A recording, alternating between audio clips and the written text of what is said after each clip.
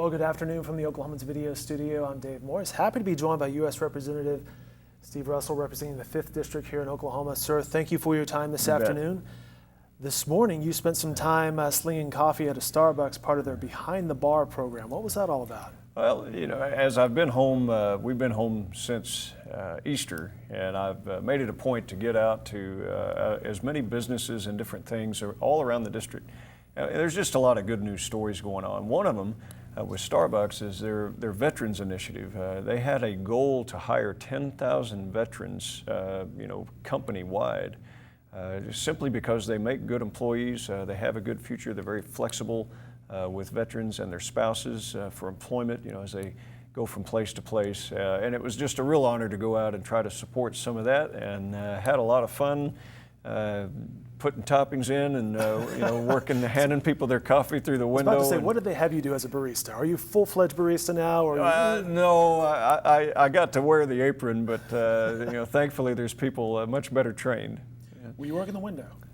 I handed things through the window. Okay. Okay, so any feedback from the customers? Oh yeah, absolutely. I had one lady, she says, "Is that you?" And I said, "Yeah, it's me." And she says, "Oh, I'm a big fan." I'm like, "We need to clone you," So it was, but it was a lot of fun. We had a good time. Well, during your time here in Oklahoma, you've had, I think, 4 town halls recently? Yes, in fact, every time that we're home, we make it a point to get to as many places as we can.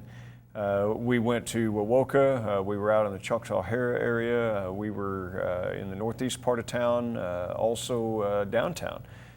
And we try to get to every place that we can in the different breaks, try to hit kind of the main, density spots in towns and different places, maybe once a quarter, to try to get to every community that we can, so that they don't just see me once a year, but they see me regularly. What were their concerns, and did those concerns differ in the different areas? There were some common threads, whether it's rural or whether it's local in the city area. People very much concerned about regulation, a lot of questions on health care.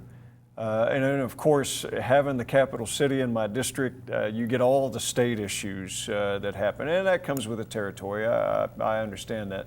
But it gave me an opportunity, having served in the state legislature, to explain the differences of what's under federal control, what's under state control, and to try to be able to explain some of those processes. So where they say, "Hey, Congressman, fix our problems." You had some things that we were able to help with. For example, I went out to a lot of businesses, just hearing about the overregulation.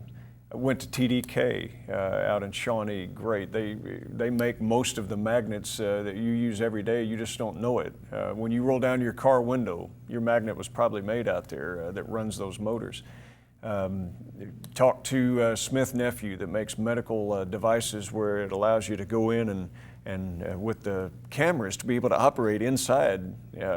Amazing. What the workers there do.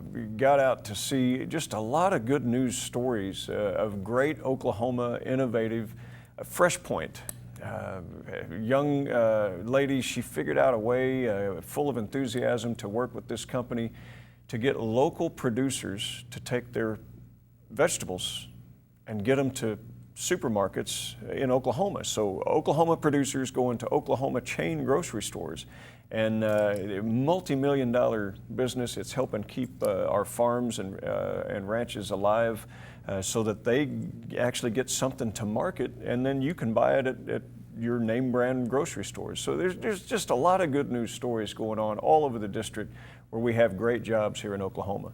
You mentioned regulation. What were you hearing from them as far as their concerns about regulation? A lot of concerns about the EPA and how they're changing regulations on measurements of this or that when it wasn't a problem for decades, and now suddenly through some new rulemaking, which is what I call the fourth branch of government, where now they're making rules that have the impact of law, and yet they're hurting companies, they're hurting jobs, they're hurting our ability for people to provide a living for their families. And we heard this through every single segment of our economy. Didn't matter what it was, every segment. that was a common thread. We're talking with U.S. Representative Steve Russell stopping by the studio today. Filing period, let's talk about you here for a second. Filing period is this week. I would assume you will file and run again. Absolutely. Now, we will be back in Washington during the filing period. Have to be casting votes and doing our duties there. But I will have one of my daughters that has graciously accepted to file on my behalf, and excited about that. And we're looking forward to continuing to serve the great people of Oklahoma.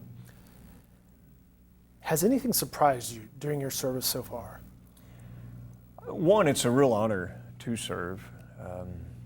I think some people just assume that all politicians are liars, cheats, and thieves. And you're here to tell us that they're not. Yeah, that's it. Politics is America's favorite shooting sport. We just make it so.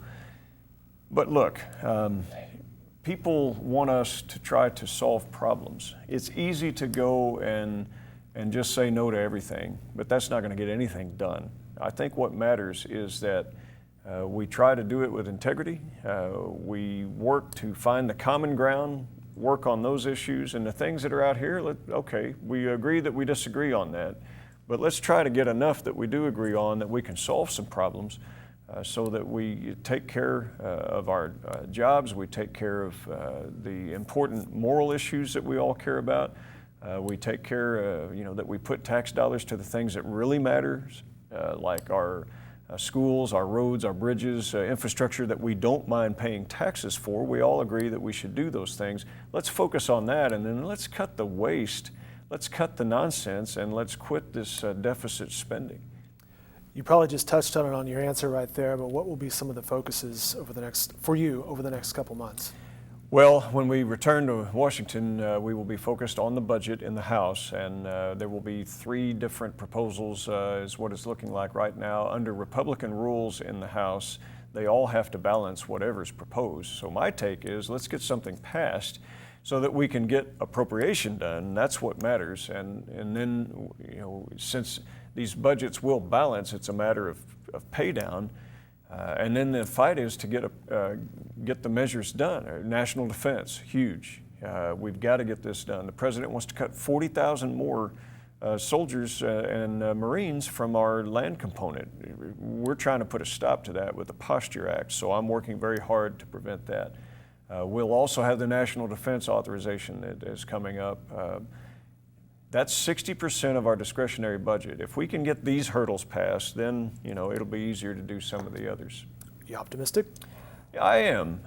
My blood type's B positive. It's kind of my nature to find a way to get something done rather than sit around and grumble and complain about why it's somebody else's fault. Wear it like a badge, move on, try to get some things solved. I am optimistic. There's far more that we agree on in some of these aspects. We all believe that we should defend our country, for example. So let's go with that and find the most judicious way to do that. I think the last time I actually spoke with you on camera was last summer. We had the Southern Republican Leadership Conference here in Oklahoma City, and you came into this studio, you spoke with us, and we caught up with you across the street at that point. At that point, the Republican presidential campaign party was just getting going. Right. Looking at it since then, any idea that we would end up where we're at right now, and your thoughts on where we're at right now? I don't think there's an American alive that would have predicted the presidential race in either party going in quite the way that it's gone.